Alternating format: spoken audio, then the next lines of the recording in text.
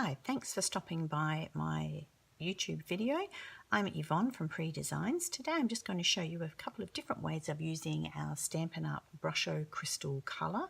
It's a new product found in our Occasions catalogue for 2018, just on page 26, and is just tucked up in the right hand corner of the page. It's easily missed, but it's a fabulous tool to play with and you can create lots and lots of different effects. That's the front cover of our catalogue, which you can have a look online at my online store, or simply send me a message and I can pop one in the mail for you. So to get playing, first off, I've put some of the colour, the Brusho colour, into a cheap little painter's palette that I've picked up from one of the cheap little $2 stores. To show you how little amount you need of the Brusho, I'm just sprinkling some into the painter's palette. There's just a few of the little crystals in there, and then with an eyedropper just placing 2 little drops of water into there so that I can mix it around and use it as a watercolour paint. Then I'm just using our aqua painter and I'm painting direct onto a piece of Whisper White cardstock. The first colour I'm going to use is the moss green,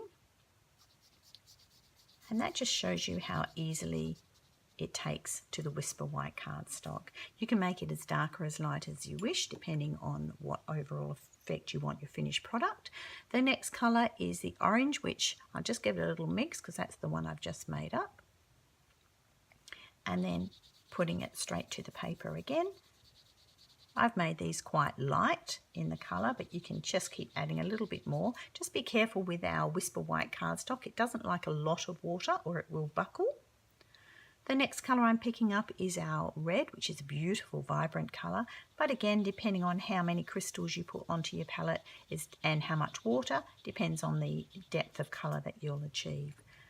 So each time I'm changing colour, I am washing out my aqua brush in a bowl of water just to get all the colour out, because I don't want these colours to mix, just to show you how beautiful they are by themselves.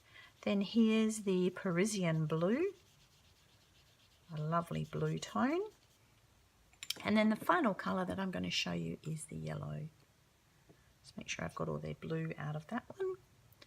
And then picking up the yellow, which is a much more vibrant colour, and it's a true yellow compared to the orange. So that's just a very, very quick sample showing you how you can watercolour with the Brusho.